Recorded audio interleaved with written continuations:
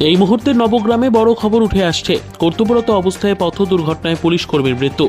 NH-12 মর্মান্তিক দুর্ঘটনা। 16 চাকা লরির চাকায় পিষ্ট হয়ে কর্তব্যরত পুলিশ কর্মীর মর্মান্তিক মৃত্যু। শনিবার সকালে মুর্শিদাবাদের নবগ্রামের পলসন্ডা এলাকায় NH-12 জাতীয় সড়কে কর্তব্যরত অবস্থায় প্রাণ হারালেন এক পুলিশ কর্মী। নিহত পুলিশ কর্মীর নাম অভিজিৎ ঘোষ। তার বাড়ি নবগ্রামের নারায়ণপুর গ্রামে। অভিজিৎ বাবু নবগ্রাম থানার ভিলেজ পুলিশ পদে নিযুক্ত ছিলেন।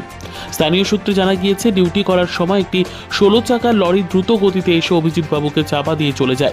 ঘটনাস্থলেই তার মৃত্যু হয়। দুর্ঘটনার পর স্থানীয় বাসিন্দারা দ্রুত পদক্ষেপ নিয়ে লরির চালককে পাকড়াও করেন এবং নবগ্রাম থানার পুলিশের হাতে তুলে দেন। পুলিশ দ্রুত ঘটনাস্থলে পৌঁছে লরি ও চালককে আটক করে থানায় নিয়ে যায়। এই মর্মান্তিক দুর্ঘটনার খবর এলাকায় ছড়িয়ে পড়তেই ব্যাপক চাঞ্চল্যের সৃষ্টি হয়। অভিজিৎ বাবুর এই অকাল মৃত্যুতে তার পরিবার, সহকর্মী এবং এলাকাবাসীদের মধ্যে গভীর শোকের ছায়া নেমে এসেছে।